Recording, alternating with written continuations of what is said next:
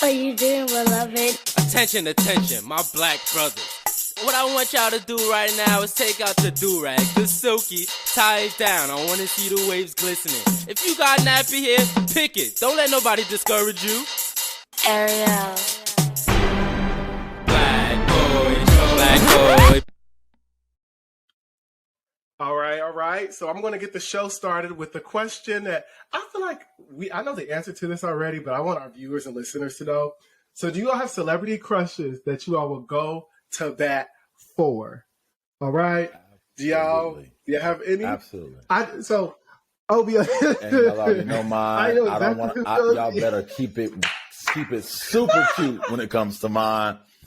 I don't play about them. That's me. If you see them, that's me. That's that. I did this on purpose because I got hung up on because I made a joke. A joke. I don't. Obio, do not play. And that happened actually yesterday as well. Somebody said something, and you gotta get out of here. We don't do that. Alexa, you do not play. Who is it? Okay, it's Odell Beckham Jr.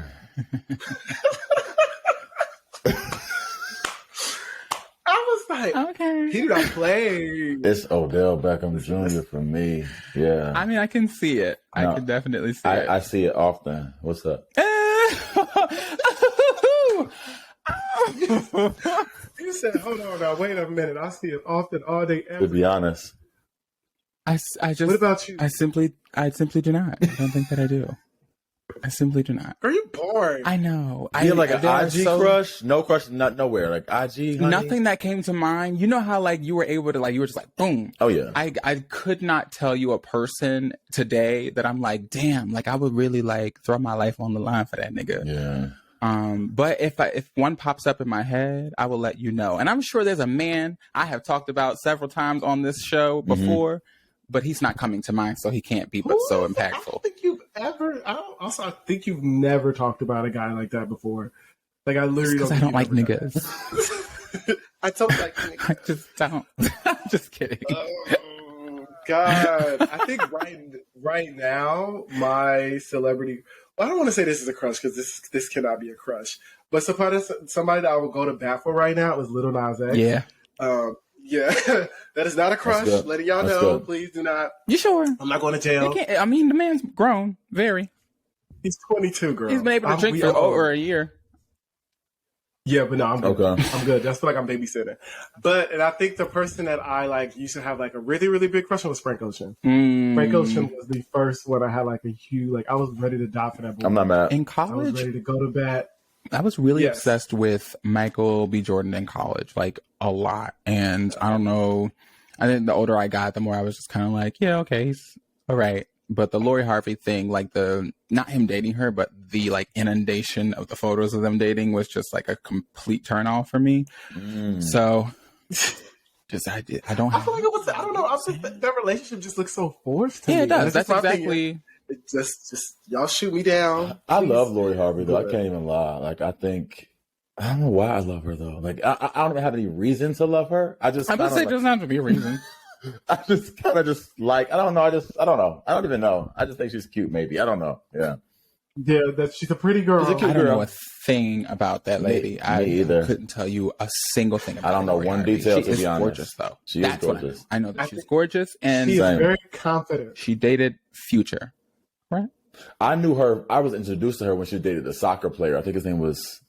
It's like a city, Dallas. Maybe his name was. I don't know. She dated a soccer player. He's a cutie too. But she dated a soccer player. They were engaged. Come on, look at me being like TMZ. And they were engaged. You know, came up with all the facts, honey. But yeah. Anyways, my crush in college days. You guys said yours. Mine was Lance Gross. Do you guys know who that is? The actor. Yes, Chocolate Man. Yeah, you know it. Yes, he's actually on this show right now with Yaya DaCosta called I think Our Kind of People. Yes, I love her. It's like her too. Really good show. I just watched. She's gorgeous. I love 7th Streeter. 7th Streeter. I watched her video of Guilty yesterday, and I was like, these chocolate women. I haven't seen that one. Yes. How's the song go? Guilty. It's what Chris Brown said. Caught up, locked up, I don't know how Is to it a sample? with I thought she's been sampling a lot of things lately. Yeah. Okay. Yeah. Okay. Yeah. She gonna do that. They're all gonna do She that. gonna do that, but she's a writer. She's a writer though. We're gonna say that. Oh no, She's not like a sample queen like This Sweetie. is I'm a 7th Streeter fan. Okay, the way I got all the way that into finger? Call Me Crazy, but Before we get to this, banter, we need to get into the show, y'all. Okay. Oh, yeah. What is up, everybody? It is your boy Lord Debris, And I'm Derwin King. and welcome back to another episode of That Black Boy Joy, where we create a space where Black boys can be themselves. And so much more. You all, we have a guest in the building, as you all probably have heard from his voice. We have Obio Jones in the building with us. And before I give his bio, his synopsis, I'm going to let Obio tell us how he's feeling. How are you doing, Obio? What's up? I am doing well. I'm happy to be here. Excited to talk to you guys. Thankful for you guys for having me. Oh, thanks. Wasn't that thankful. sweet? Thankful for you guys. For It having was me. sweet. I feel like I sound like a little kid too. It's like, thank you. Okay. You guys, come on. That's like, here we go with the kid. No, so before we get into a little bit more about you, we're going to give you a bio, and then we're going to ask you questions that we always ask our guests. Cool. So, Obio is a YouTuber, content creator, and podcaster who tailors his content to authenticity and real intentional conversations. He also uses his platform to create a space where he allows Black queer men like ourselves to tell our individual stories, and also allow us to fully embrace our individuality. Wanted to bring you on our show because you want to create space on your platform, and of course we want to create space, and we want our listeners to know a little bit about who you are, or a lot about who you are, your brand, and also where they can like follow you at and get all your glorious information and all that stuff. You also call yourself the gay coach. Quote, is that right? Do you call yourself that on It's YouTube? on my it's in my intro. I heard it come out of your mouth. Okay. I know I did. I was like, I want to ask before you call yourself a It's not like a title I gave myself for real, but it was just in the intro. Like, I'll be your gay coach. Like, we'll talk about some gay things. Let's get in the game. It You know? goes with the intention, or what I assume are the intentions of the video. So For sure. I got it. For sure. Yes. So as we always ask our guests, what has brought you joy today? And what does Black Boy Joy mean to you? Let's start off with that question. What does Black Boy Joy mean to you? Not to sound redundant after that bio, but I think for me, it means authenticity. I think for me, I really didn't find my joy until I found my truth. And hold on, that might preach. Come on. Look, come on. But that's just real. You know, I think for me, even when I had happy moments, it was moments because I think I was so conscious of like who I had to be, who I couldn't be, where I needed to be, you know. But I think after I realized that who I am is okay and who I am is enough, I was able to align with joy in just a really, really, really, really real way, for sure. And today, what brought me That joy journey today? is an interesting one. So I was in the office today, Or this week. and someone came by and was like, "There's food in the break room for the free." Amen. And so I listen, when something about free food, Oh, and then you know it. and then when the free food doesn't even taste free, because sometimes free food can taste kind of free, but this. Jesus, I didn't come here to preach. But when that free food just hits those spots in the ways that sometimes me and Odell do, what happened? It just really did it. And it brought me joy. What's up? Oh no, he's gonna do that. I think he's gonna do that. The way that me and Odell do, I'm This is what I have sick to do. of you already, yo. I have a quick question for you. Yes, sir. Is your name Nigerian? It's not actually. Okay. Yeah, it's not. What is the origin of your name? I guess I'm telling the truth these days. My name is made up. Wow. To be really, really frank. Well, where'd you get it from? My parents made it up. I usually Oh, they made it up. Okay. I usually give like, yeah, African, you know, just because it's like easier to not have to go into this long explanation. But yeah, So I you appreciate lying. the honesty. my name is just made up. O's are very common in Nigeria. That's what everybody says. Like, are you Igbo? Are you Yoruba? And I'm like, no, I'm neither. But you know, Okay, all right. Well, that's nice. I like the name Obio. Thank you. It I is very appreciate it. unique. It's also very cute. So Thank you. shout out to your Thank parents you. for that, they're honey. creative. They are creative. Apparently. So Derwin, what brought you joy? I know Obio told us. What brought you joy? I got my first daiquiri in like a week and a half. From Oh, I'm about to say, is it your first daiquiri? I'm about to say, bitch. Okay, it is a Got it. Wednesday. respect. Because I got my little pizza from my pizza place. So I actually this is the happiest I've been. Full disclosure, I was just thinking about this as I was walking back home.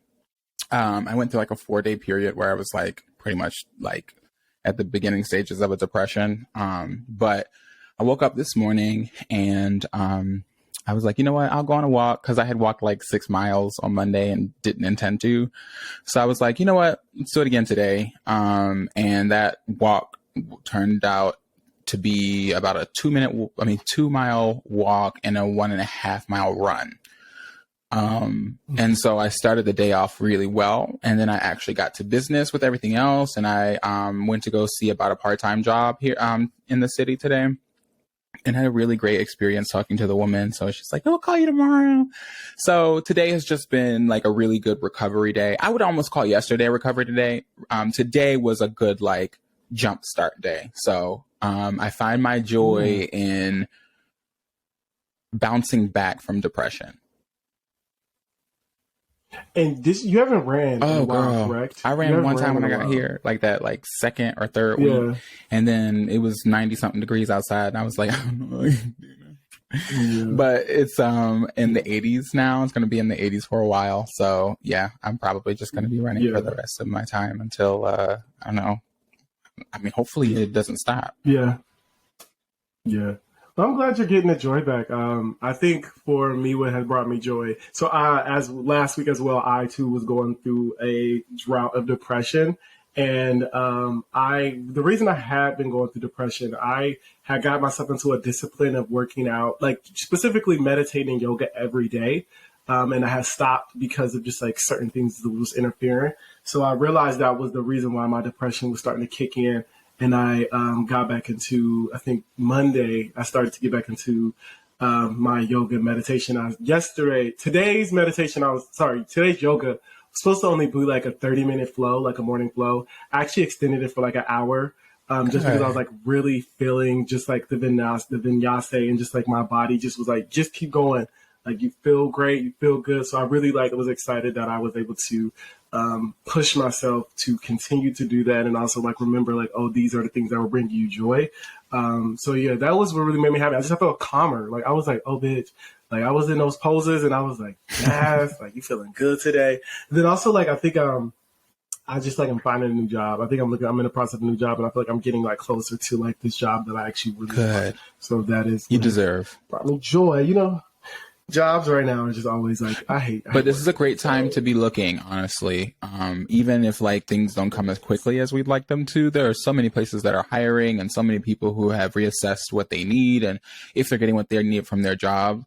And even if a place sucks for one person, it's so possible that it can work really well for someone else. So I think with people being, they were calling this period the Great Resignation. From what I can see, that's still working out pretty well for the people. So I hope that fortune falls on you like snow time in New York. Thank you. You're welcome. I hope so. But before we get into our reason we are here, OBO, we're going to do, of course, our spotlight and just a couple of rants. So this week's Black Boy Joy Spotlight goes to Coleman Domingo. And I actually did not know this at all until I recently read The Advocate. His cover, he was on the cover of The Advocate, I think this month, September. And actually, he talks about his coming out story.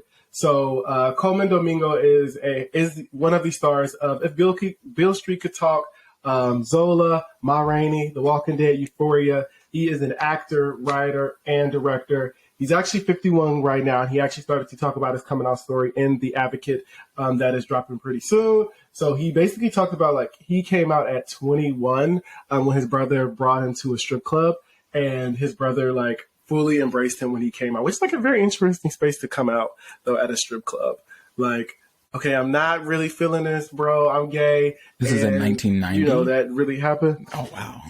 Yeah, that was in now. 1990. Yeah, that has to be in 1990. And he said that even though he had came out to his brother and his brother fully accepted him, he did not come out to his immediate family until I believe he graduated from college. So that is also that contrast as well. Even though you have this person that really celebrated you, you may not feel that comfortable doing that with everybody else. Because, you know, we all know, you do not come out just once. You come out every single interaction you have with somebody.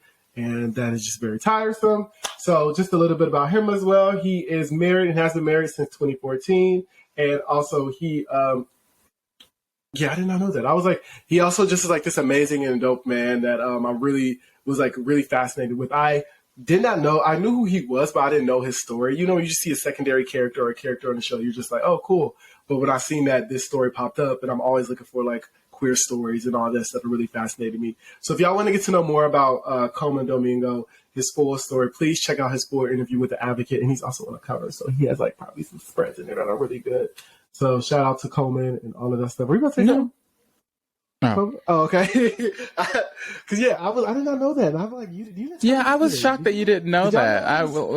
I told you that there had been a conversation about it on Twitter, because whenever a black male is seen or known to be married to someone who's not black, it becomes a topic of conversation. That's why I knew, was because they were like, "Oh, he married a white man." Why I wouldn't have known. Yeah. He married to a white man. Raul. Did you know about this? Obio? No idea. Oh yeah, surprise! No. I'm glad though. We don't need to know, because he's been able to be in prolific spaces and also not have his queerness. Because If Beale Street Could Talk was a great film, it's actually one of my favorites. And if the film is not one of my favorites, then what it is that score is definitely like top 5 of the best scores I've ever heard. Nicholas Patel, I will always sing that man's praises, because those scores are like nothing I've ever heard. Oof. Sorry, I just love Nicholas Patel so much. Have you ever? He did Moonlight as well, so he works with Barry Jenkins. Right? Oh, exactly. Yeah. That was a really good one. Well, shout out to Coleman. Now we're going to get into our rants and just our thoughts about a couple of things really quick. Y'all know I have to start off with this one. I have to start off with this one because I really, really, really. So as everybody knows, Lil Nas X debut. If you did not know, now you need to know. Lil Nas X debut album dropped last Friday, Montero, and so far it's getting rave reviews. People love it. I don't care if you don't think it's getting rave reviews. I don't think if y'all don't. This thing is popping, right? First impressions, I love it. I really enjoyed the storytelling throughout every song. Every song has a bit of difference in the versatility of like the lyrics. Also, like just the creativity with like it goes from like pop, rock, like what else is it? Very much country type of vibes as well. So I'm really proud of the project.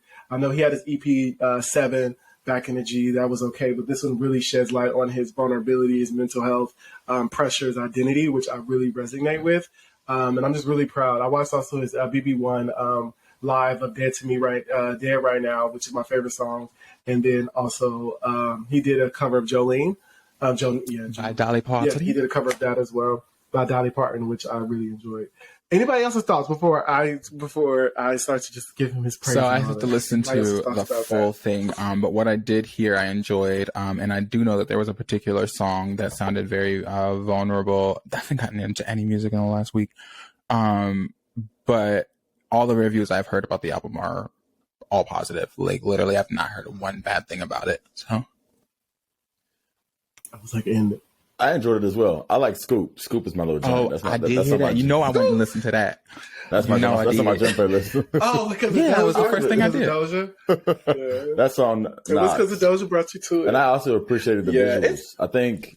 Yeah. It's interesting though. I think when we have this conversation about like seeing queerness, it becomes like it's interesting even how queer people respond to it, right? Like I didn't hear anything negative about the music.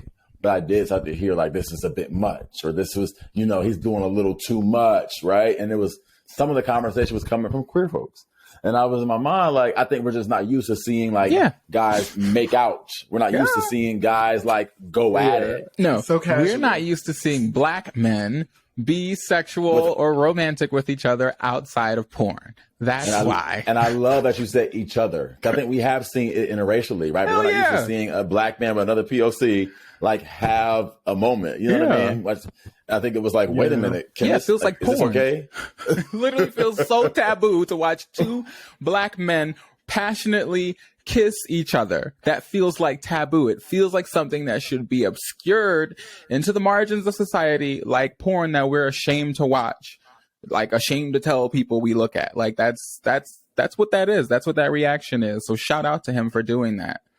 Yeah, no, for sure. I think I've seen the one for the new song he has. I forgot What I Want. I think it's like What I Want Now. I seen that one, which was a really good one. There was a lot of conversation that me and Derwin had offline about the video, which we'll get into in another project or episode. Yeah. But I just was like the lyrics. I was listening to like a lot of the music. Specifically, he opened up about his dad, his relationship with his father, which is it's not a bad one to my knowledge. But I know his relationship with his mother has been rocky, which is something that I was just like really interested in more about his life and his story. Also, I seen his release party. He had a lot of queer rappers there, Kid Cam, as well, and he also made Kid Ken. He had Dre Baby, so that also was really dope. And I know on Twitter, somebody asked why didn't he have any like queer rappers on there, and he said that he sent some to people, but they didn't send it back in time. But then also like some of them just didn't want to work with him, which was also another question to pose. Is well, I guess we'll have to get into that. Huh? We have to get into that, but. Y'all, like I said, check out Lil Nas X's debut album, Montero. It's on all streaming platforms. I am his PR right now. You are. There ain't nothing wrong with that. There is nothing wrong with that. I am his PR right now. Queerness, I'm all about the gay agenda, bitch. I'm all about that. Moving on. Hacks, which I've never seen. Well, I did, so I'll take this one. Hacks star Carl Clemens Hopkins, the first non-binary actor nominated in the Best Supporting Actor category at the Emmys. So, their pronouns are they, them, and their. Carl is exceptionally handsome, and honestly, I was intrigued by the part that they gave their character, and I really wish I could remember what their character's name was, so I could actually say the character's name. But nonetheless, there were these really beautiful moments where like their character was just kind of like figuring out how they exist outside of their job, being undervalued by this rich white woman. And we get to see their romantic life play out. We get to see them like relax a little bit. So there were these really beautiful moments that absolutely warranted a nomination. So yes, very well deserved. I don't know if you saw, first of all, Obio, are you familiar with this person at all? No. Okay. Do you have your phone in front of you? I do. Okay. So look up Carl Clemens Hopkins. Clemens Hopkins is, there's a hyphen there. And look up Emmys. So. He went to. Ooh. They. Sorry. There you go. It's all right. They went to high school with someone that I know. Oh, nice. They had on an outfit that had like a train on or something. So that was a mess. I appreciated that. Well, I was going to get to it. I'm going to get to it. What? Those are the colors of the ensemble that Carl was wearing are non-binary colors. So shout out to that. However, that ensemble was a mess, and I am not going to lie for the sake of lying. I am excited to see what other ensembles Carl comes up with because, we're not going to win them all, and that's completely fine. It just was a no-go for me on was it a dress or was it like, what was it? It looks like pants. I thought it was like pants with a train. Yeah. That's what I'm going to go with. Look, not all of Billy Porter's moments have been perfect, so it's okay. It's not a big deal. Not. Even Beyonce has her badly dressed days. This is not, literally everyone, even the Beehive knows that. We know that. We're part of the Beehive. I know. One thing about me, baby, I'm going to love on the people, but I'm going to be honest too. And that dress, that outfit was a mess. But again, I really think you should watch Hacks. Takes a little while to get into it. That first episode is a little slow, but the show's funny. There are these really beautiful human moments, and I thought that Carl's performance was absolutely stellar. So shout out to Carl Clemens Hopkins. And I'm really excited to see more non-binary actors show up on and off the screen. Next at the Emmys. Michaela Cole makes history as the first female woman, black woman to win the Emmy for limited series writing for I May Destroy You. And her her acceptance speech, there was a segment that really stuck out to me, and it said, "Visibility these days seem to somehow equate to success. Do not be afraid to disappear from us for a while, and see what comes to you in the silence." I think that speaks value. So good. I think that is very important. And I think that we all need to be able to take time and be able to give ourselves grace. And absolutely loved Michaela Cole for showing up and looking as beautiful as she is, and gorgeous and confident and just smart. I stand. I made assure you, we were actively recording during the run of that miniseries. And I think I was very vocal about how it impacted me. And I wanted to see her in the production win the accolades for it, because the writing was some of the most devastating and beautiful things I've ever seen, and the performances from every single character in that show, from every actor in that show, were also amazing. And she also dedicated her speech to survivors of sexual assault. So probably the best moment that happened on the Emmys. I actually hadn't been watching prior to that. I had been watching my shows, my Housewives, and I immediately went to go watch it after I was done with Potomac, or with Salt Lake City, and her award. So she was standing there having won her award, giving the speech. So I was very blessed to witness that live. So much love to Michaela Cole for continuing to awe us and inspire us all at the same time. So good. Right? It was so good.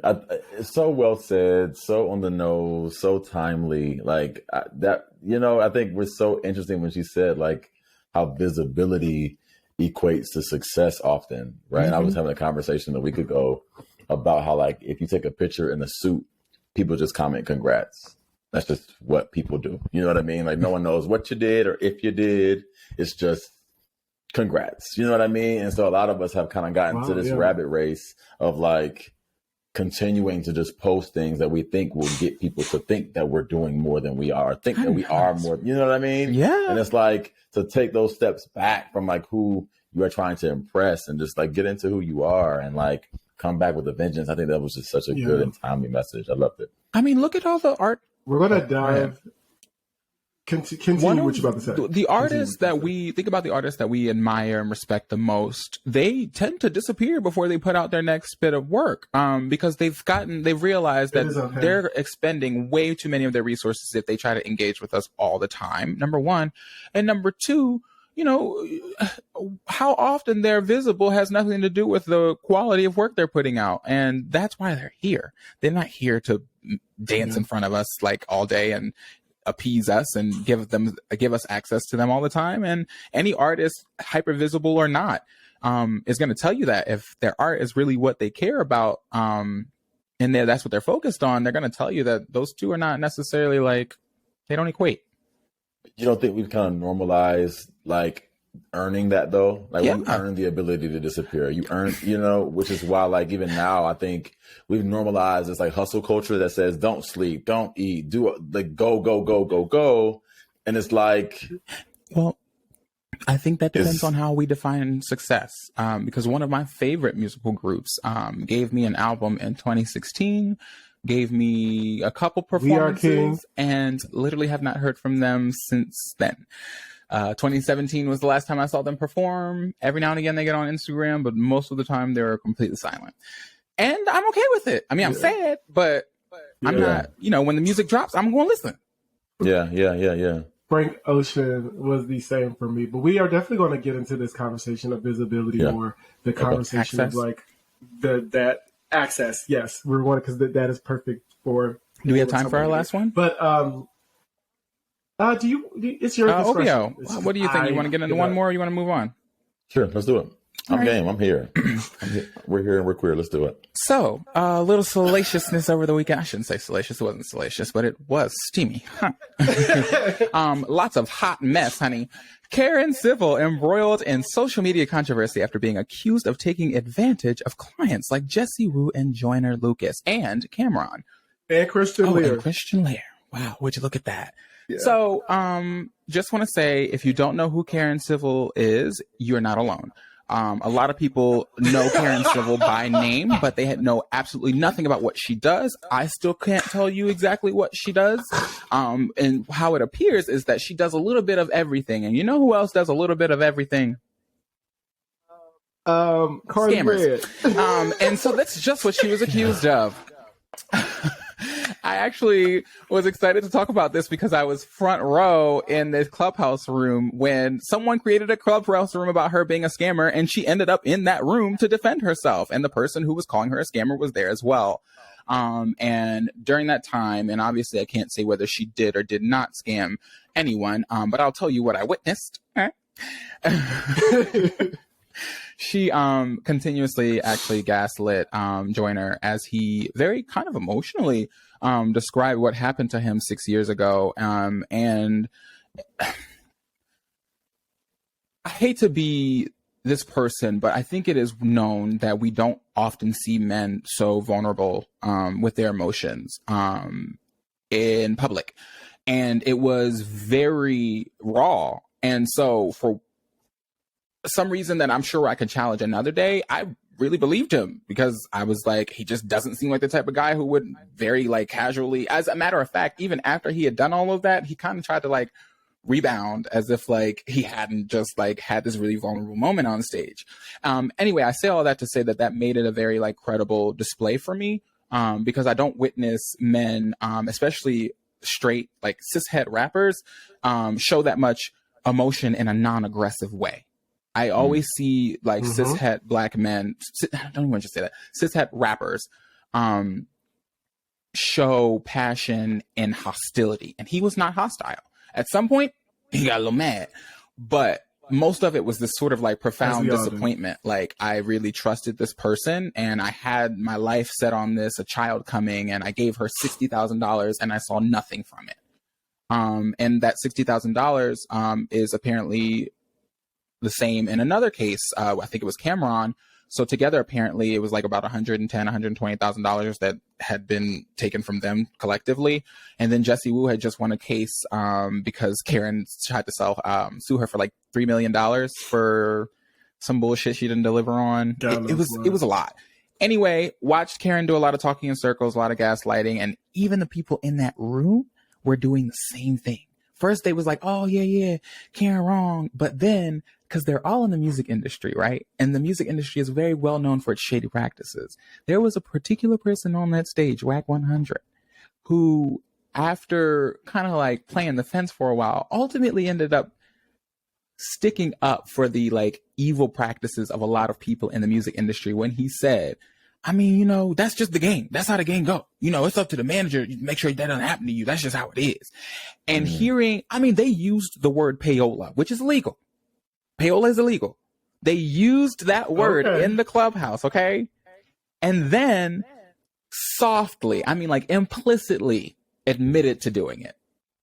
It was a shit show that I am so sure a lot of lawyers are going to have a lot of fun dealing with. I'm cringing listening to the synopsis. When you start messing with people's money and you start messing with people's like dreams and visions and all that shit, people gonna go crazy for it because now you fucking with their livelihoods and what their futures hold. I know she's an amazing artist and she wants to be that, and I know the rapper, I think Cameron, talented rapper as well. And I know when you start, very attractive man. Some shit's going to go down when their money is in it. When people's money is involved, all hell's going to break loose. Karen came back on Clubhouse the next day, said she didn't do that shit after. She definitely admitted to like shutting down Jason Lee's Instagram and everything. It was a lot. Jason Lee's involved in this. Well, I don't really care. That's completely fine. I don't think many people do. I'm just no, that's okay.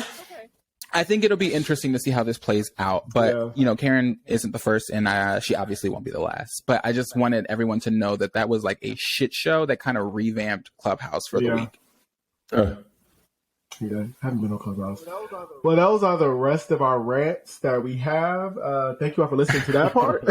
And we're going to take a little pause, a breather of sorts. And we're going to get into why we are here. We're going to get into Obio Jones. We're going to get into his story. We're going to get into some of his content, a little bit of discussion type of things, and also just like see what's next with him. So, Obio, can you tell us a little bit about who you are and how was your inviting in story for our listeners? Yeah. So, And I specifically said inviting in. I coming out is something I am. I'm with it. So I produce queer content to liberate queer people. My main intention is to liberate Black men, to be frank, but of course it's just for liberation of people in general. I invited people in. Of course, it was continuous. For me, my story is a little bit different because my emphasis wasn't on family. For me, I had a very like societal pressure on me, more so than I had like a familial pressure. So I hear a lot of stories from guys saying things like, once my mom knew, once my dad knew, I was comfortable to be myself. My family knew when I was very young. I think also in knowing, though, because I didn't exhibit what they believed to be stereotypical, depictions of what queerness was, they didn't believe me. You know what I mean? It was always kind of like something he'll grow out of, something he's just confused by, something he just is figuring out. And so coming out to them, of course, was continuous as well. But I think also being thrusted in such hyper masculine places. I played sports my entire life. I was always like revered as this person who just was like, who would do well. And a lot of people associated well with straightness, right? Which is so problematic in so many ways. But I remember even to this day now, people who may not have known I was gay and found out from somebody else would say things like, don't say that. It's like, well, he can say that I am gay, but I am gay. But a lot of people associate gay with something that's wrong with you, right? And so, like when they assume you to be someone who's positive or someone who's a light, like don't put that darkness on him. And so for me, when I then about 21ish, I got into my first like relationship with a guy, and prior to, I think like we can identify with this as well. Was it obio? Was what? Was it Odell? Sorry. Was it myself? No. Well, I have been in a relationship great question, with me, but it wasn't me. Right. Was it Odell? It wasn't Odell just yet. I'm sorry. I'm sorry, boo. He in the back. He over there. He upstairs. I don't think I can say this person's name, but he was in college at the same time as I was. He went to a school in another state. And that was my first time having an emotional attachment to a guy, right? Like an emotional tie. I don't want to say attachment, but emotional tie. Before it was like purely sexual. We hinted at it earlier about the whole porn thing. I always say like for a lot of us, our intro to happiness within queer spaces was porn. The only time you saw two men enjoying themselves was through sex. Like when you turn on media, if you saw at all, it was somebody who either had HIV and was dying or somebody who was closeted and so struggled. Like it was never just, but when you found somebody who was like, they're smiling here, they're enjoying themselves here, I want to do this. And so that's kind of what I thought the extent to my queerness would be until I found this guy and I was like, I like you. What's happening here? And it's funny because before that, I really didn't feel gay.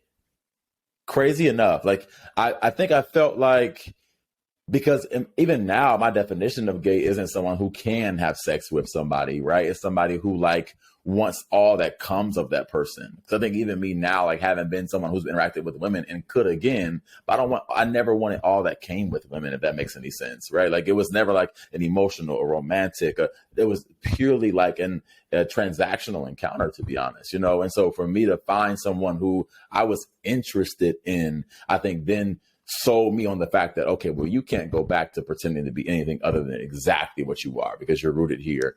And I think from that point on, it was slow, but I started to do that, like my own version of like, I'm going to tell this friend, right? Or I'm going to like not worry about this behavior. I'm going to embrace this part of me. So it wasn't like I'm gay, everybody, but it was more like, I'm going to like slow walk this. And then about like 26, I had slow walked myself into loneliness.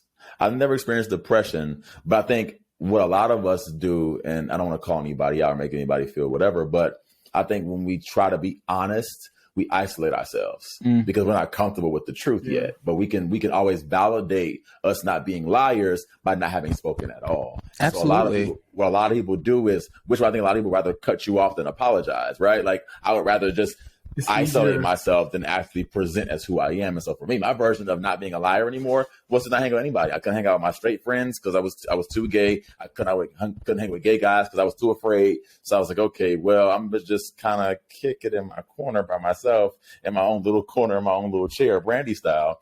And, Cinderella.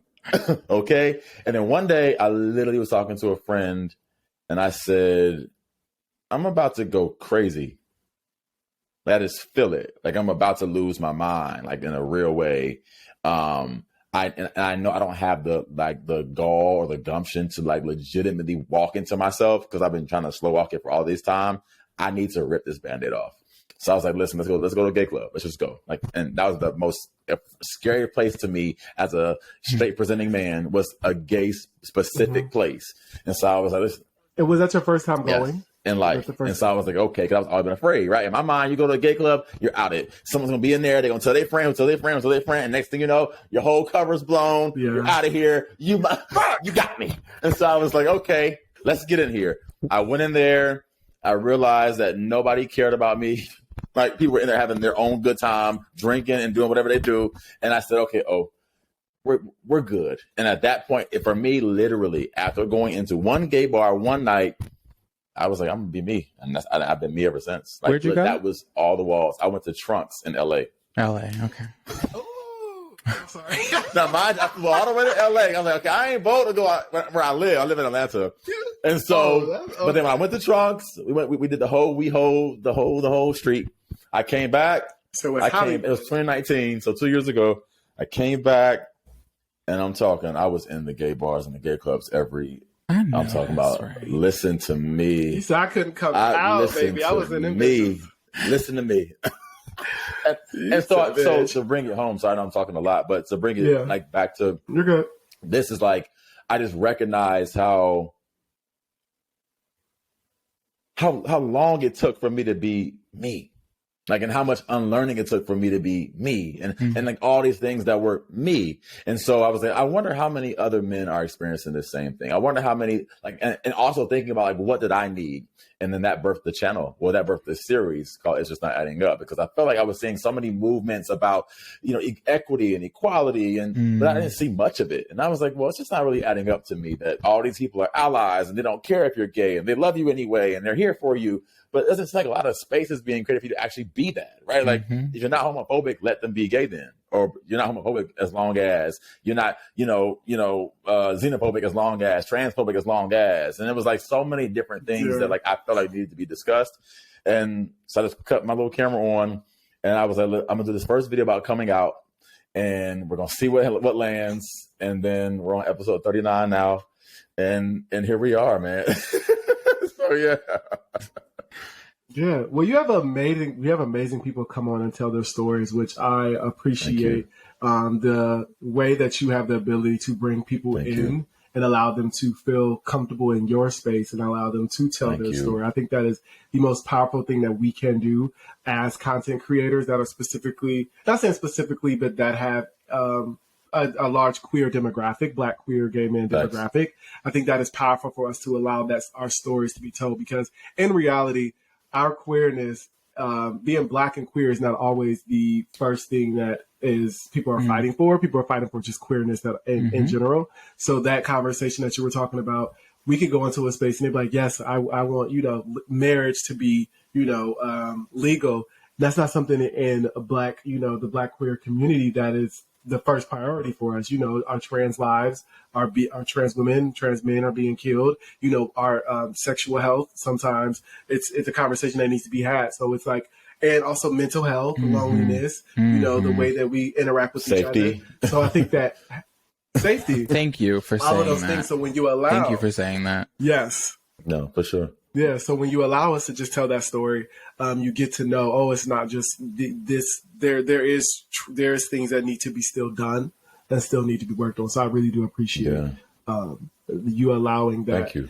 And you are all about having these heavy hitting questions and these questions about like things that are not adding up. Why do you think that was so? Well, you answered that already, but I wanted you to. Yeah. Why do you think that was so necessary for you to ask, those hard, heavy hitting questions on your platform and like basically like do it in front of everybody? Yeah, I think honestly, my goal literally is like, how can we make people feel more comfortable, right? Like why is comfort such this like over there thing for a lot of queer men, right? Like why is it seeming like we can't just be ourselves and still receive these levels of comfort? And so I just started to think about all the things that I've experienced or I've seen people experience that showed me that, it was difficult. You know what I mean? Like, and it really, really shouldn't be. And so I think in me comparing my experience to others, it just popped up with so many questions. And it was like, how can then I answer these questions to then make people feel more comfortable? I have a friend who's more femme presenting than I am. And it's interesting how like his experience versus mine as two gay men, but we have two totally different experiences in the world. And it's Naturally. like, it's right. And it's so unfair when you think about these things, right? Like from hate crimes to just whatever, like, and it's like so many things that need to be talked about that don't. And honestly, I think for me, I would love to think I was just the most masculine person in the world. And it's just no one ever thought I was gay. Congrats, y'all. But I think the reality is the big kahuna is that it's more surprising, I think, in my opinion, that I'm comfortably gay. Not that I'm gay, right? I think most people are used to people with a certain archetype being uncomfortable with their queerness. I feel that. It's like we've seen masculine presenting gay men. That's not taboo, but it's a little taboo to see someone who is proudly and boldly and comfortably gay and also not have all these microaggressions, not be like, not have to suffer from internalized homophobia, all these other things that still exist. And so for me to have moments in which I'll say like, whatever, like girl, or like me profess my love for Odell or whatever, to be comfortable in my gay skin is like, well, it's so funny hearing you say that because this is a conversation I've had with a lot of other people. And what I've come to understand is that how we assess people's masculinity and femininity is bullshit. Because of course I am assessing yours in relation to mine. So, and then I'm assessing mine in relation to someone who's more masculine to me at any given time. If I'm talking about my gender expression, I'm going to lean in on the feminine part because I'm basing it off of how people expect me to show up or how I think they do based on some unreal expectation we have of men to be these super macho people. So like baseline for you, I think most people would be like, yeah, this is a masculine person. But I'm hearing you say, I'm not that masculine. And all of that is bullshit. I think I'm more human. I think I'm just more, and honestly, this may not be, I haven't studied this, right? But like my personal little like obio opinion on like, to me, masculinity and femininity have a certain intention behind them, in my opinion. This is just me. And so for instance, like my friend who is more femme presenting, right? Wears the things, carries a purse, has worn the makeup, right? And I get it. I get how someone outside looking in could probably receive that as femininity, right?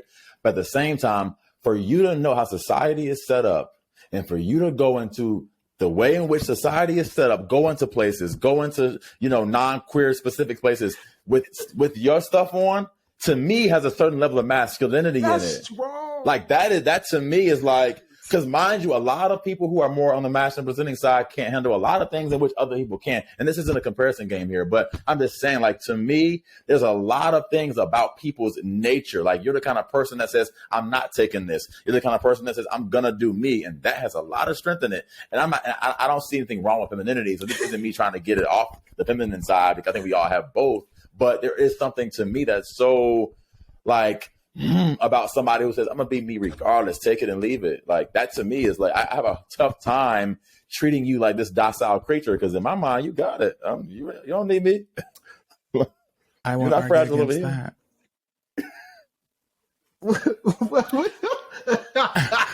I won't argue against that.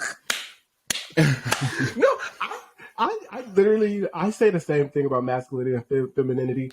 This conversation goes on forever and ever. I believe it's a spectrum. I believe also masculinity and femininity is viewed differently in everybody else's eyes. Everyone has a perception. So when we go into this conversation of what is mask, what is femme, to me it's like a revolving door, right? Because at the end of the day, all three of us could have the same perception, right? We step out of this conversation, somebody else has a different perception, so the conversation restarts. After that person, another conversation restarts. So it's literally, never going to evolve, because there is no there's no concrete, solidified, stable definition of what it is besides something that is not what we are. It's clearly. Like you said, so I say the same thing. Somebody that is film presenting and can literally walk in there and just pump through.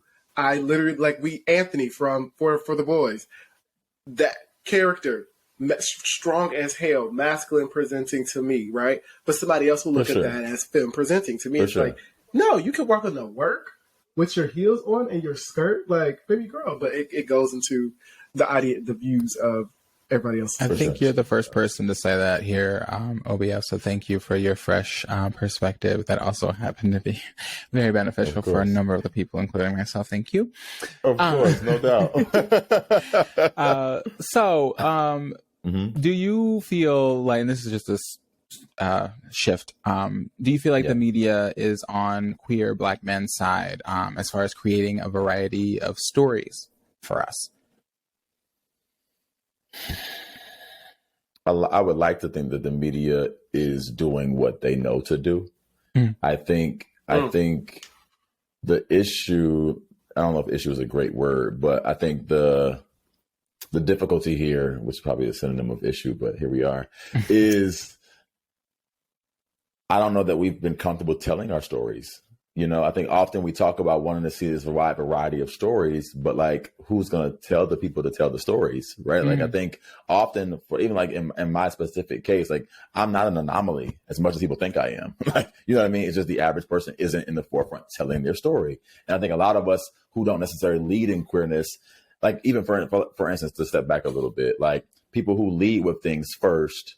That's just how your reality is set up, right? I'm Black first. I'm tall first. I'm whatever you see first. And so for some of us who you don't see their queerness first, some guys you do. And I think the ones that you do, that story has been told because we see it. And I get how we want to see other stories told. But again, if we want to see them told, we got to tell them. And so like, it's almost unrealistic when you think about a masculine presenting person who's just regular and normal and not doing the most. And so it's like, and then we get mad when we see these stories told in this very caricature way. But again, they're making it up because they don't know much about it. Because they haven't seen much of it, because a lot of us are uncomfortable with telling our stories. And I think we're going to see this shift because we're seeing people, this new generation of people who are growing up inviting people in at 10 and 12 and are, flowing with their gender expression. But I do think that it is difficult for people who don't have I often say that. Oh, go ahead. I'm sorry. Go ahead, please. I was thinking about Boosie immediately, like trying to halt people from being happy in their identities, right? I was literally like, this people like Boosie, the older generation, are the people that are still having issues with the conversation of identity and spectrum and queerness and all that, are going to be it's like, this is a very, very, very far stretch. But you know how the Ku Klux Klan came through, right? They like, bitch, we don't need the Black people, right? There's like this people that are really like aggressive with like trying to halt people's freedom of the identity. And I think that people are afraid that once we start to fully tap into who we are, there's no restraints on us anymore, right? We, as Black men specifically, are physical properties to society. And once we allow ourselves to no longer be that, then we are going to be tapping into this identity and these resources, these opportunities that we have so long like siloed ourselves from because we're so used to being just a physical body. I think it goes back to like being who you are. Like, I think reality, a lot of cishet people are used to even queer people taking it off for the sake of them. A lot of us have said, okay, I'm gonna be around family, I'll put on a t-shirt and jeans. I'm gonna be around my mama, I won't say the lingo. And so when you take on your queerness and take it off and you feel like this jacket, right? And it's like people are like, wait a minute, you forgot to take your gay off for me. Like, why isn't your gay off for me? And it's like, no, my gay doesn't come off. It's staying because that's who I am. And so a lot of people are just used to. I think even with Lil Boosie, it's like, I'm not mad that he's gay per se, right? It's like, but I'm just mad that he didn't take it off for the sake of me because I feel like as a cishet person, I'm not going to patriarchy in this conversation, but as a cishet person, a lot of people feel like they are entitled to this like standing ovation, right? And it's like the nerve of you to not then make space for me to be homophobic, transphobic. Like who do you think you are to be you around me? You be you out there and then put it on for me when you come in here. And so I think we're seeing a lot of younger guys coming in and saying, I'm going to be me always. And it is what it is. Yeah. Really quick, Derwin. That is also interesting because Boosie's manager or someone that's in his team is queer. And he's quoted and said, like, he's not like my manager, right? As the person sits over there silent and quiet. And in my head, as you're saying, taking on and off that jacket, right? Has completely never had the jacket on while he was around Boosie. It's very interesting because he has somebody in his corner in his company that is queer, and he uses that as that token. Like, see, this person right here is honestly though. Why does he feel like he can do it? Honestly though, and I don't think this is just a cishet thing, but we have kind of society has validated people based on their proximity to straightness. And so a lot of people are like clamoring to see how many straight friends they can still maintain, how many straight encounters they can still rally up. Like, how much of straightness can I still ingest? And that validates me as a person. I think we've all been in encounters with gay men who will say, oh yeah, but all my homeboys are straight. Or yeah, but what I'm saying? I got a whole bunch of straight friends that I ain't that gay. Right, I'm not that gay. So you're trying to figure out what's the least amount of gay I can still be while still being gay. And it's like a lot of people are doing it. You know what else we do that with? Whiteness. That's what I'm saying. We ain't Proximity to got power. It's proximity to hegemony. Sure. Hegemony? For sure. Either way. Girl, I always mispronounce that word. I can say hegemonic, but I always forget the noun form of it. Anyway, let's get into the conversation about being straight passing, since we're talking about proximity to heterosexuality. Okay. Do you think that topic is still relevant? Do you think that it's something that we still need to be talking about, considering there are more examples of very vibrantly queer people? I mean, Pose, Legendary. There are so many program Drag Race where people are very, very queer. Is straight passingness and the privilege of straight passing still relevant? I think it is. I think it still exists in a very real way. And I think people still glorify people for being straight passing. I think like a lot of people still like yearn to be straight passing, right? And I think a lot of the conversation is kind of not centered around gay people, though. I think our parents, in my mind, I want to do like a crash course for parents. Even my dad, love my dad to death. Such an amazing, oh my God, this guy's an amazing person. Like literally an amazing person. He bought my first Brandy doll. He's just an amazing dude. But anyways, he's an amazing guy. But even him, I think things that I didn't do or hadn't done, he thought I didn't do or hadn't done because I wanted to still like appease him. Right. And I think a lot of kids still, who parents may know that they are queer, spend their time trying to make sure that they're not enough of this so they can still make their parents proud. Right. Yeah. Like I'm not, like when it comes down to sexual position, when it comes down to presentation, clothing, all these things you do, you say, I'm not this because I want my dad to still. And I remember my dad came up to me and my dad are really close. We talk about literally everything. And I remember he came up to me one day and he was talking to me about something. It was something that I had never done. And he said, I thought you said you were never doing that because you were trying to make me feel better. And in my mind, I was like, I didn't even think that you were the kind of person who was wired to think that I would think that you would feel better because of a lack thereof of queerness, right? I think even in his case, it was like he's still kind of serving this idea of like what gay was, and my son is the good kind versus, you know what I mean? So there was still this kind of like push, I think maybe as a younger gay person, to like still, okay, he knows I'm gay, but as long as I'm like, this gay enough, then we won't have to have a full-fledged conversation. I want to deal with disappointment. And also, we take the short end of the stick often. A lot of people are cool with our families never asking us about who we're dating, never inquiring about our private lives, like treating it like, again, as this dark activity to keep underground. And so I think the conversation of mashing and presenting or straight passing is necessary, but not in the same angle. I don't think it's sexualized anymore because I think, honestly, I feel like people really don't necessarily care now. I mean, I think some people care still, but I don't know, like in a sexual way or like a dating way, it's still a pertinent idea. But I just think that some people don't know that like there's no gauge for queerness, right? Like there's no like, right, he's more gay than you, he's less gay than me. Like there's no, that conversation is it's lazy and probably has a lot more to do with gender expression than anything else. That's very interesting. Debbie, I'm sure you have something about that because I thought about you. Absolutely. I have. Everybody knows this about me. I am obsessed with my father. My father is the reason why I created the platform. However, I didn't come out to him until I came out to my mother my freshman year. I came out to my dad my senior year because I knew he knew I was queer. But that whole time I was trying to be that perfect son still. Right? I was still trying to be, I am queer, but I am still your son. I still can graduate. I still can provide. I still can protect and all of those things. And then it also got into this conversation that was still doing harm to me. And I was still in this space of identity confusion, loneliness, isolation, because I couldn't come home and talk about relationships. I couldn't sit down like my sister could and talk about who she's dating, who she's not. So I'm literally still in a closet and I came out, right? So it's like, what did you even do this for? If you came out, right, to your mother, your friends, your family, your dad, of course, knows. But that conversation, specifically when you have a relationship with your father that is strong, you don't want to make him feel like he didn't do his job as a father, or he didn't, raise you to be all these things. So you deal with that, and you also isolate yourself.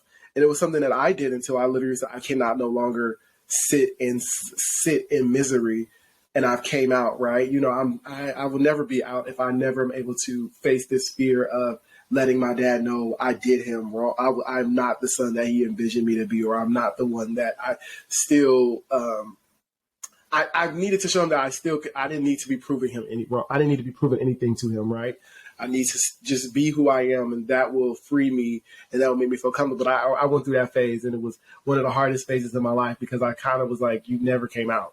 Because the person that you only wanted to allow in was your father, because you respected his opinion more than anybody's in the world. And when you finally did come out and you finally did start to talk about your identity with him, and you realize you didn't catch on fire or he didn't disown you, you're like, oh, bitch, nobody can tell me nothing. Like, I remember my dad was like telling me he was like, you're the same way I am, but with guys. I was like, oh, okay, really? He was like, when he asked me, like, it was the weirdest thing. He was like, so how are you and such and such? I was like, oh, I love it. You remember? You remember telling you about that man, and then giving me relationship advice? And I was like, this is hold on, wait a minute, this is what? So I don't date women, right? I invited a whole boy to graduate. That's my boyfriend. So I appreciate that straight passing thing can still also.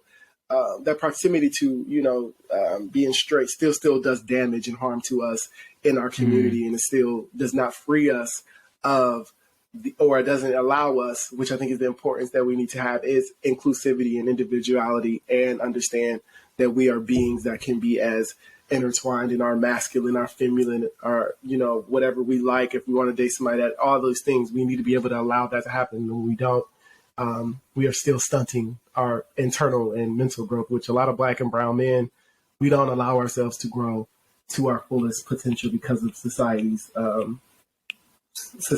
views and pressures that we still think are our own. So that was all I wanted. No, that's so good. Derwin, you know how I feel about this girl. I was in here like, oh, because I didn't want to be the person to be like, well, Derwin can relate to that. So I was hoping you would. No, I think because the straight passing thing, I grew up, I had the ability, or I was able, I had the privilege of still being able to walk in the spaces and not come off as gay as other people, right? Which was really weird. I was able to be the face of the LGBTQ plus, group, because my hair wasn't dyed. I looked so straight, right? Like, he's the face. And it kind of made me feel weird, because I was like, I am tokenized. Right, I'm only being able to be this because I am in proximity, but I'm still not happy. Right, I'm going to these conferences and I'm speaking about this and I'm saying I'm free, and I'm like, no, you're not, because you're not free, because you know that you're taking up space, and you know that you're not happy, and you know that. So I think that I had that privilege, and I was like, I got to stop that. I can't feel. And I stop it. It's just I got to acknowledge it and recognize I'm not happy, right? So I paint my nails now. I talk about sexuality in any space that I'm in. I'm growing into that, because that was something, when I started the show, I was still straight passing with Derwin. Derwin knew. I actually added him to this platform because I wasn't presenting as femme as I should have, and I felt like he could do that for me. And then we had a conversation offline, and he was like, no, you can do that as well. So all that to be said, it's a thing that it's interesting. So what are your thoughts on people who maybe straight passing, but that's legitimately who they are, right? Like the same people who do it on purpose, for sure, right? Same people who are heightened their things. But what do you say to people who are just like that? I think it's if your intent is, first of all, if you're not belittling somebody because of their gender expression, if you're not, saying I am this, or I am the perfect, I am the viewer, I'm the model, or when you go into spaces, you are making it very prevalent that you are the thing that people ideal or want to be. That's perfectly fine, right? But it's when you start to bring awareness and bring attention to you having that ability to pass is the problem, because then it makes it seem like you're doing this with the intentions to come into a space and take that space because you have that ability that some people unfortunately cannot. So if that is not your intentions, if that is not what you are doing, if you are minding your business and literally somebody is saying that you are that, then by all means. But if you are purposefully allowing that trope to be your narrative, then that's when it becomes a problem, because you're realizing that and you are literally continuing that process. Do you think people are aware? And you're queer. No, I don't think people are aware of it when they have not spent time with their identity, specifically Black and queer men, because we still have not seen representation. We still have not had, we have not seeked out representation. We have not utilized representation and resources to fully embrace our identities as Black and queer men, right? We don't typically have clubs that are specifically for Black and queer men, right, to be gay. Right. We don't have spaces. And if we do, what are we talking about in that space? Right. We're not talking about, mental health. We're not talking about loneliness. Sometimes they are. However, sometimes it is like sex is somewhere in the picture. There's the conversation of like HIV and AIDS, which is prevalent and is still going to be in our community. But if there's not dialogue that is encompassing of all, then it kind of leaves it as a stagnant space.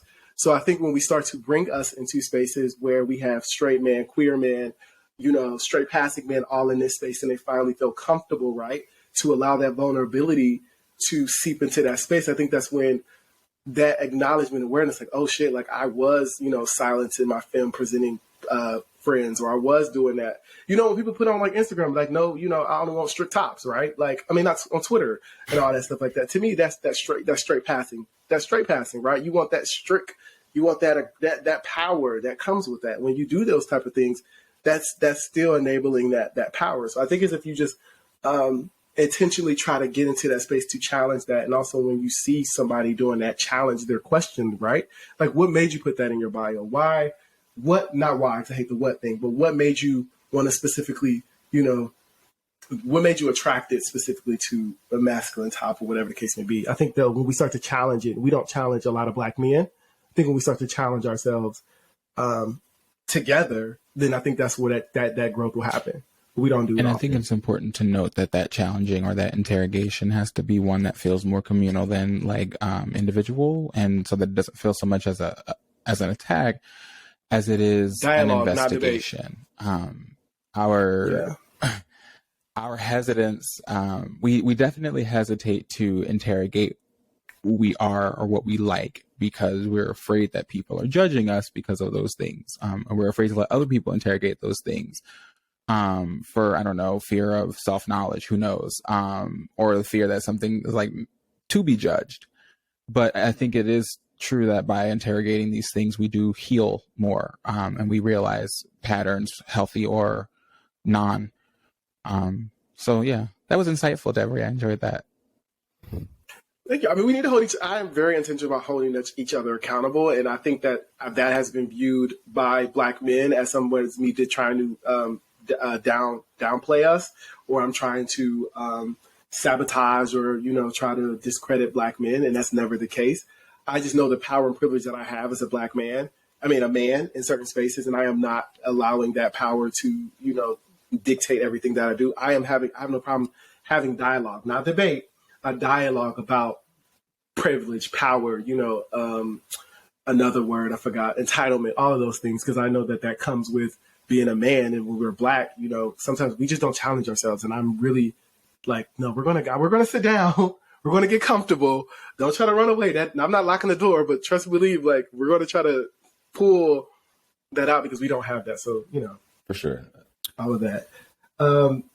So I want to ask, Devry mentioned earlier, he put mental health, loneliness, and sexuality together. I'm curious to know how they intertwine for you, Obio. Loneliness, for sure. I think for me as a closeted man, I'm trying to get better words, but here we are. Wait, you said you as a closeted man? I was a closet. You ain't gay? We need to cut the cameras. How long have you been publicly out? I'm not gay. What'd you say? How long have you been publicly same gender loving? Via like social media, or just like not caring anymore? I guess it would be via social media. Well, I did a podcast in the end of 2020, but I guess it didn't get the viewership that I thought it did. I was like, okay, this is gonna be my like I'm coming out, and then no one knew.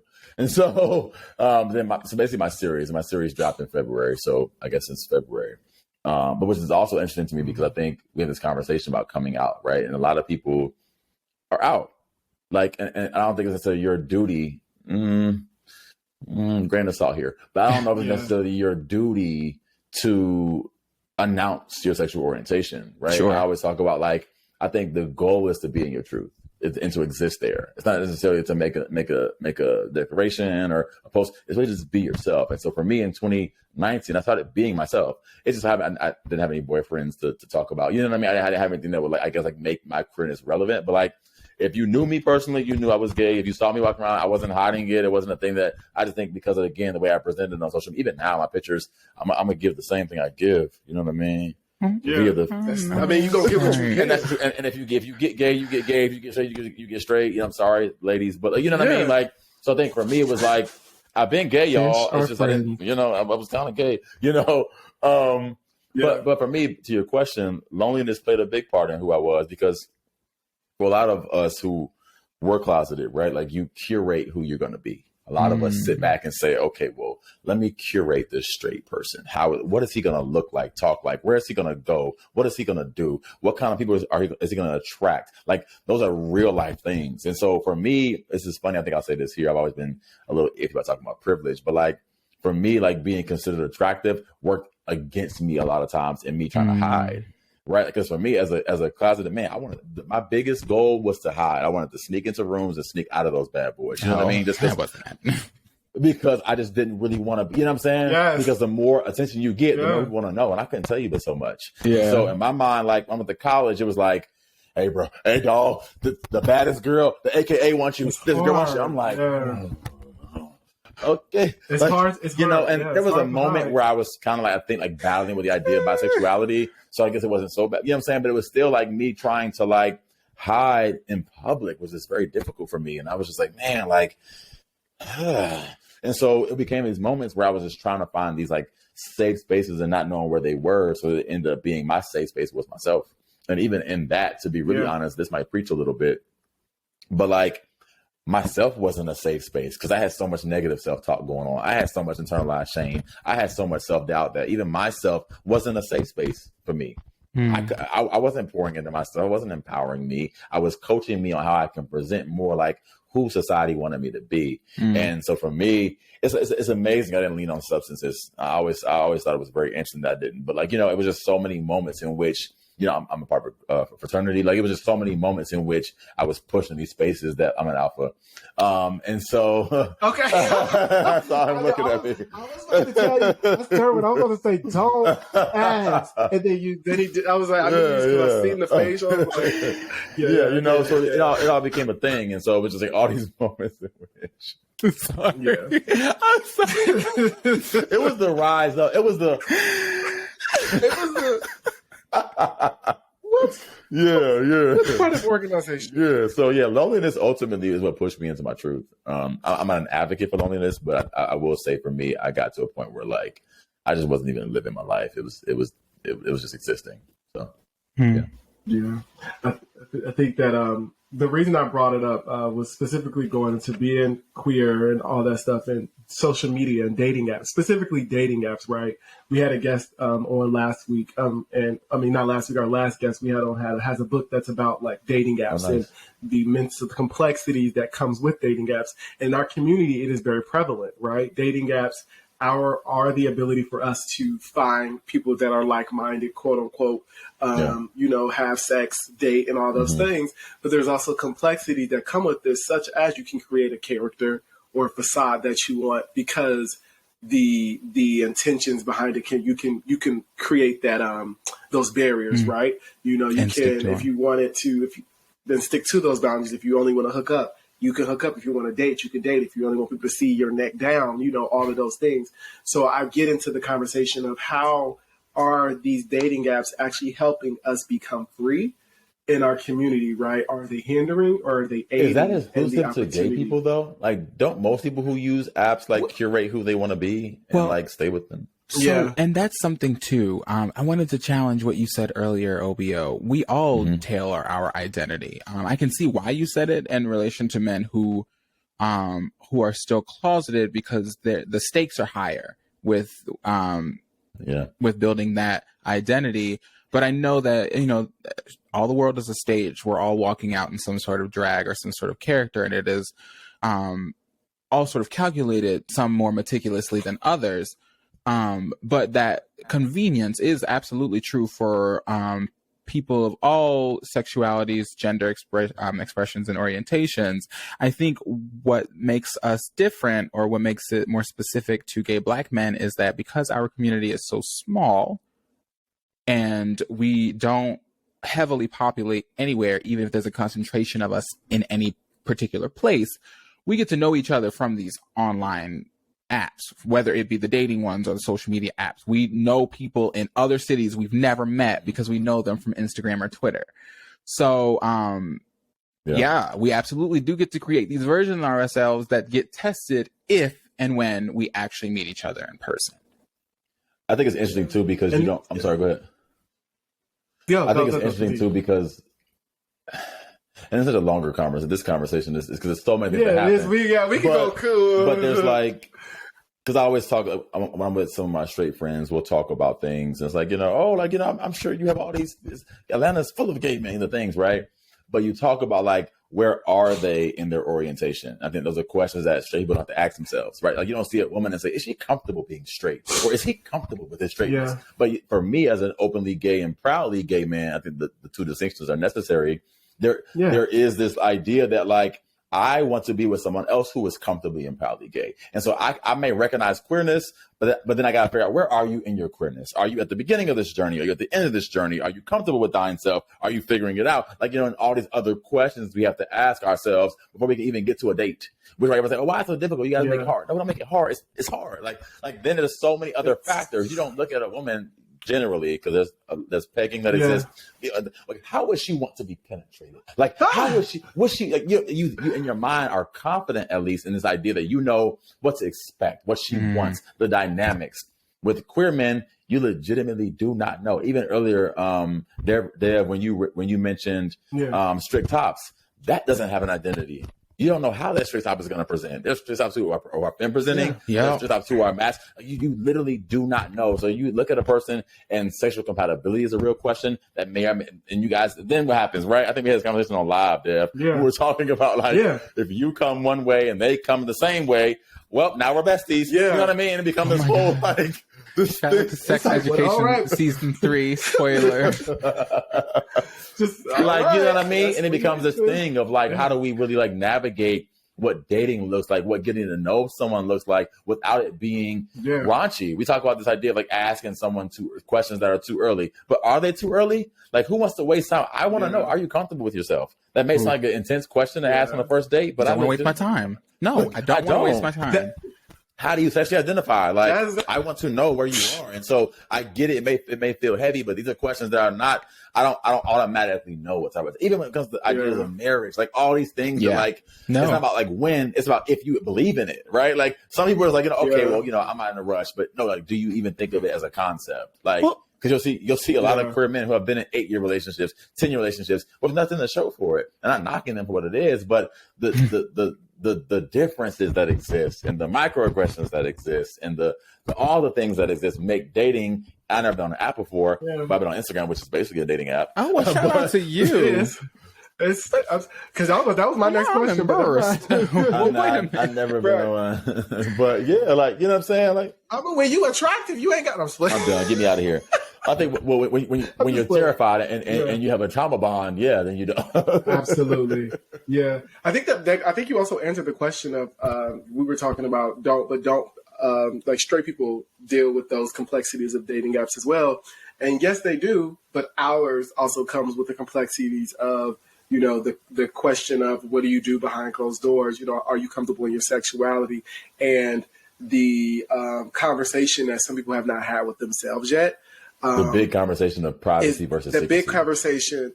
Yeah, those type of conversations when you get into dating, when you have became fully comfortable in your identity, right?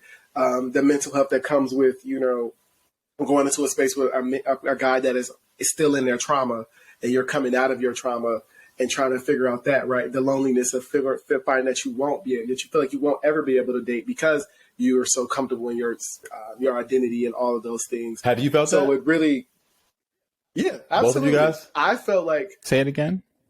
Have you felt that way? Which way? Which one? You Sorry. said when you're comfortable in your sexuality, it makes it difficult to find someone. It's more complicated than that for me. Okay. Yeah. For me, I have dealt with that, feeling like I came into myself before others have.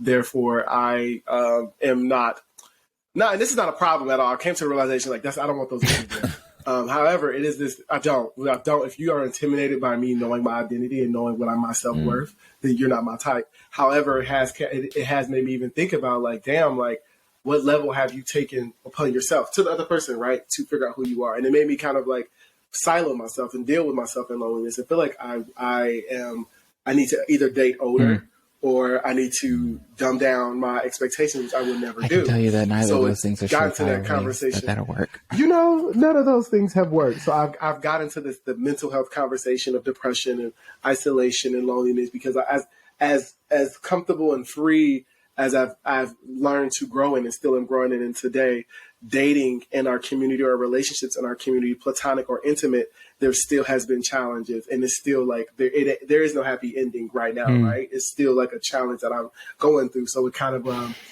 not saying it may be like, oh, but you're growing and you may be like this for a while. It's just like, damn, like niggas still out here being children. Did you ever find yourself Niggas still out obsessed with masculinity? Like, did you guys go to a point? For a lot of people, they talk about those moments in which there was a fear of coming out that would like X out a group of guys, right? A lot of people were like more afraid of like who they would lose by coming out and being in their fullness, right? They wanted to keep that same kind of that DL archetype, that certain man, right? And if you come out too boldly, that person's not going to be willing to kind of sneak over when you want them to. Did you guys go through any of those moments? Am I too much in your business? Devin, go first. No, you're fine. So Devin, you when go I first. came out, even though it was gradual, I would still say it was rapid.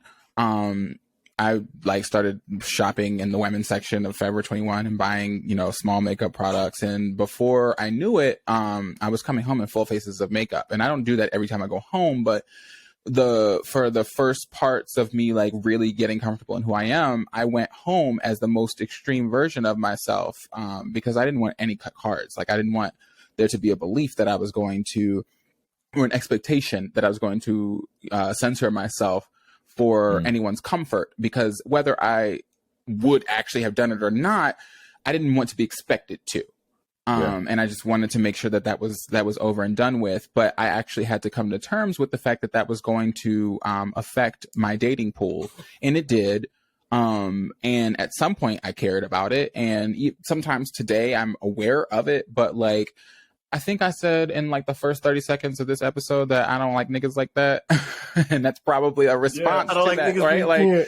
Like at some point, even though this doesn't mean that I don't, I'm not interested in men at all romantically or sexually, but so much so that like when you deal with something like that, you learn not to prioritize romance or sex in that way anymore, which doesn't mean you're not open to it, but like it has forced me to find joy, pleasure, and fulfillment in every other part of my life. And so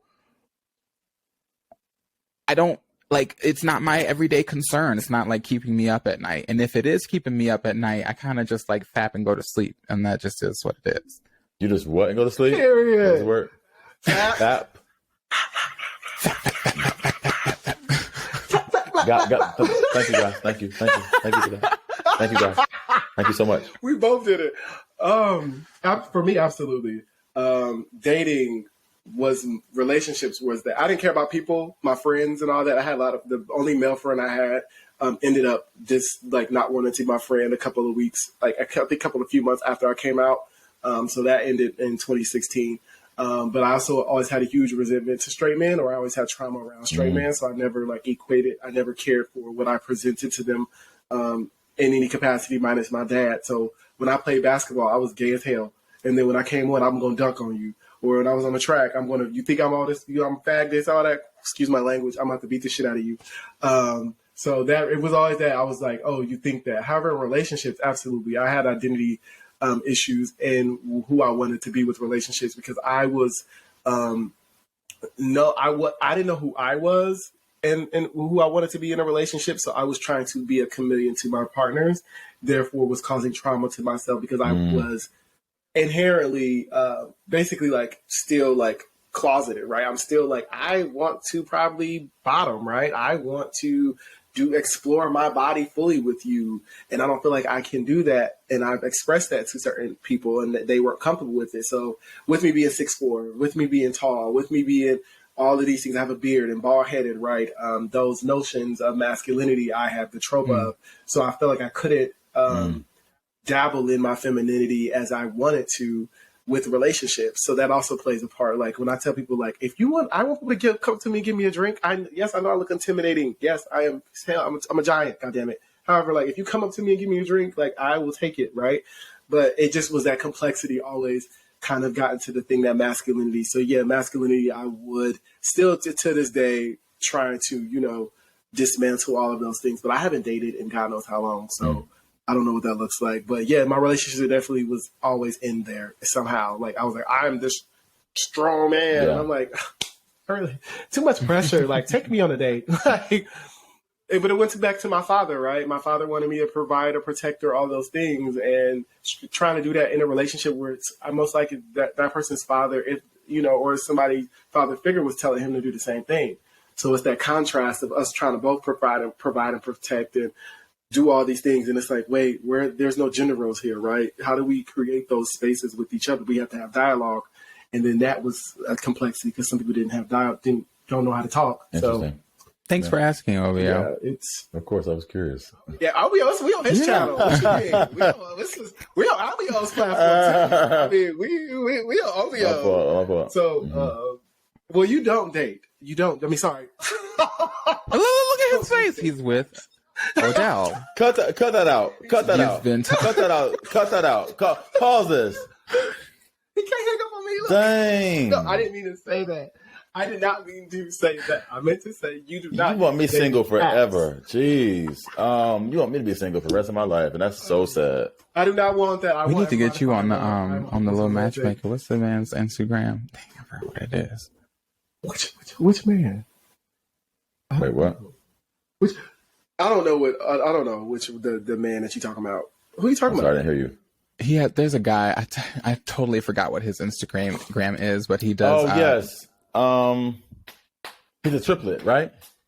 Yeah. Oh yeah. I guess so. Yeah, he is. I think is it the dating coach? Is it the gay dating coach? The gay dating coach. There we go. I think so. All that stuff. So we want to know, moving on to like what's next, because we can talk and rant with you all. For real, that was. We want to know what is next for you and your endeavors. This is your platform, and first of all, you are amazing at facilitating dialogue. Thank you. Like the way that you're able to like have us open up, and also you open up too. I think that is a powerful ability that you have, and a skill that I don't want you to stop doing and give up, because that is something that is going to bring you a lot of success in whatever that you do. But what is next for you and your endeavors? Yeah, so right now I just launched some shirts. So you guys can, of course, go check this out. There's some merch in the house. So I got my shirt. We love it. I'm in the process of writing my first book. So that's to drop pretty soon. Yeah, so that's pretty interesting. Thank you. That should be pretty interesting. Continue with the channel, continue with the content.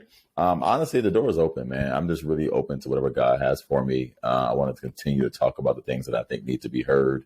Hopefully migrating over into some like TV stuff soon, just the things. So yeah, I want to run the race. Oh, I'd love to see that behind this camera or in front of it. We can do them both. Hopefully right. both. You want to be on? You want to be in the front or behind? I would like to honestly, to be really, really honest with you, I would like to direct. Do you guys watch what is it called? Short Film Sundays. I think it's Issa Rae's thing on YouTube. Yeah. I would love to like produce some queer shorts. Like I would love to do that. Like what auditions? And you know what? And Atlanta, but why do I keep calling it Ant? Atlanta ain't but a flight away. So you open up a casting call, I'm gonna be out that motherfucker. And I mean it. Listen, let me get some money and make it happen. Because she asked. I'll let you know that right now. Say that. Come on. Yes. Excuse me. Well, that is amazing that you want to do that as well. Is there I was anything saying, that would you like to want to manifest? manifest or feel comfortable manifesting with us tonight? Manifest. What do I want to manifest? I want to manifest partnerships. I think like that's how we grow in a lot of ways. And honestly, I want to have conversations that are, I'm not a shock value person, but I want to have conversations that hit, you know what I mean? And so a lot of people that I would like to have conversations with are only comfortable with having them via comments. And so like, look, I want to get some of those conversations to happen via the camera. Okay. Mm-hmm. Whether it's talking to someone who doesn't believe in homosexuality, whether it's talking to someone who's just the things, you know. And also, I wanted to say this earlier and I didn't. On my website, www.obiojones.com. We was gonna let you do that. Yeah, at the but you're end. gonna do it again. But okay, this isn't the whole site. Okay, this is the part of the site where I have a talk to me form. I'm really, really excited about. I didn't know that it was gonna hit the way it does, but because you guys, it's a lot of messages in there. But there's a form on my website that welcomes the idea of community in a really real way, and you can talk to me about whatever. I respond within a week ish, and we just talk. You know what I mean? And just seeing people just pour out their hearts, and seeing people check in with me about things they're struggling with, the things that they overcame, things that they're working on. Just the things has been amazing as well. So like that in itself has been like a really true like eye opener to like what you guys are doing, what we are doing as a whole, and what is and the impact that it's having on people for sure. Yeah. I don't know if you saw my face, but I pulled up your website. Oh, you're so fine. Thank you. I was like, no, wait a minute. Yeah. Do you deal with people Hold on. I'm listening. Go ahead. Do you deal with people like lusting over you, right? Over the? Ooh, sorry. Sometimes that kind of like not taking your content for value, but like just simply lusting over you. Do you feel like you have that? But because I was thinking about that. When Rome said that. But Oh my God, he's yes. Oh yes, I know you're talking about. Do you feel like you have that challenge or that happen or that is that often in your space? Often, but I think it's kind of like a weird intersection though, because in my mind, like I don't not want people to lust after me. Likewise, how I like to lust after people too. Like you know what I mean? Like, I think it's a normal part of life. I think we don't give people enough emotional credit always, right? I think people can recognize your attraction and move on. Yeah. I think when people and often people can also hear you and still recognize your attraction and move on. You know what I mean? Like I'll see my comments sometimes like, he's so fine. I don't take that as you didn't hear me. I believe you'd have heard me as well, right? Yeah. I think sometimes we think when someone gives you a compliment that's aesthetically, that's all you saw. And I think we're more than that. And so for me, it helps me to believe that they're hearing me, but also I can't internalize too much of it and change myself too much, right? Like I have to continue to be me and say my things. I don't want to become like overly concerned with being heard that I'm almost not saying anything. That is wisdom, because Rome actually got really upset. Rome Flynn is what his name is. He sings and he wants people to consume his art as well, but he right, fine as hell. And the people are just like, look, we just want to look at you. So he gets really sad that his music is not getting the same attention that his face and body are getting. So that was a good question, Deborah. And I have one more before we wrapped up, because I completely forgot I didn't say this because my damn audio was trash. How do you navigate spaces where you don't feel welcomed with your queerness and you being fully embracing it? How do you walk into spaces, or how do you navigate those when you don't feel like it is encompassing of all of you, but only wanting half of you? What's so funny? I thought that I was done with all that. Like I was like, I'm comfortable everywhere. I don't have any more of these things to deal with. The things, right? One of my frat brothers owns a bar. It's called Bar Vegan. It's out here, and it's in Pond City Market. It's a really good place. Anyways, we're there, and I was among my homeboys, and I see this group of women, right? And they're kind of like whispering, but like talking loud so you can hear them. You know how we do. Like, you talk loud so the person can hear you, but you don't want them to like, you're not talking to them. Like, dang, he fine. Yeah. Like, dang, he fine. Yeah. Dang, he. Not me. Excuse me. But like, not that being me. And then when you notice them hear you act like you don't want them to. Like, oh, you heard? My bad. I'm so sorry. So it happened, right? And in my mind, old obio would have been so conscious of my queerness for the rest of the night, right? I would have been like, I don't want to disappoint these women. I don't want to make them I don't want to lose their interest. I don't want other things, right? But what was weird was, so I go to the bathroom. I come back out. And in my mind, I had two experiences. I was like, okay, obio, do I like go over there and like gay it up, whatever that means? Or do I just kind of just keep motioning through in my fullness, right? So we're going, and I was like, okay, I'm just let it go, right? So then I walk right by them again. They're all doing the thing, saying the words right again. And I go, one of the girls, I like her shoes. So I said, baby, these shoes, everything, right? Oh, no. And so her face, the whole entire table was like, nah, I'm not going to. Somebody got a little wet. Somebody got a little wet. Because one thing about it, there are some women who like a little bit of sugar in the tank. So I'm going to tell you right now, for somebody that did it. And it was just so I don't know that I have any spaces that I recognize that are unwelcoming. But I also like, honestly, one of my mottos is if I can't be me, I can't be there. And so for me, I'm really conscious of like not. Did I preach a little bit? I didn't. You know you did. But like you know what I'm saying? I'm like really like I'm not even trying my best to like work my way into spaces. I'm trying to create my own. No plug intended. But like you know what I'm saying? Like I'm just like you know. And so I don't know. I do have to go get a haircut tomorrow, and this is my first time being in a barbershop in 2 years. So we're gonna see how. So we're gonna see how this goes. You ain't cutting the hair down, are you? No, I'm just trimming the little sides I got popping. You know what I'm saying? But I've been doing it by myself for so long that I'm like, let me go just get pampered low key before I go. I'm going on vacation. Yeah. So we're gonna see how I act. But I'm still kind of like, honestly, in the midst of this, which is interesting about my scope. I know it's gonna change so often. I'm still kind of slick coming out, right? It's still fairly new to myself. It's only been 2 years, and then pandemic made one of the 2 years. You know what I mean? Yeah. So I'm still kind of like learning me. So we're all on this journey together. And I think just doing it in its fullness has been amazing. Yeah. Yeah. And then as we close out, the last question we have is, what are you most proud of your career so far or your content?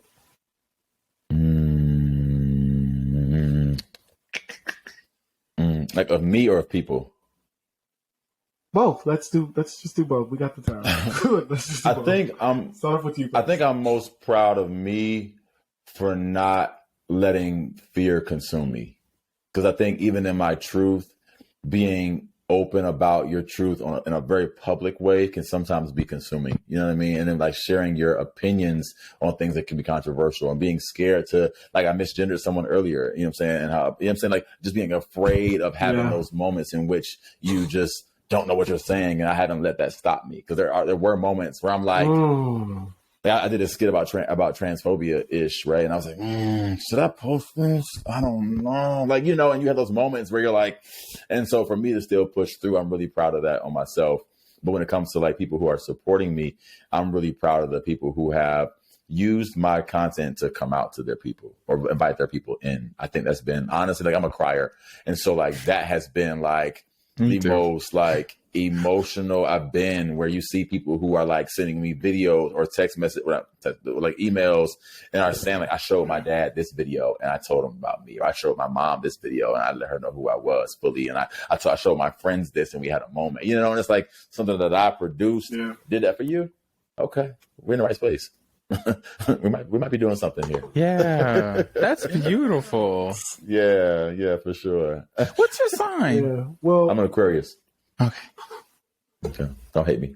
I don't know anybody could be an Aquarius and be like, I'm not an astrology person. You know, people be like, oh my God, don't talk to them. I want to know it though. Anyway, co-star.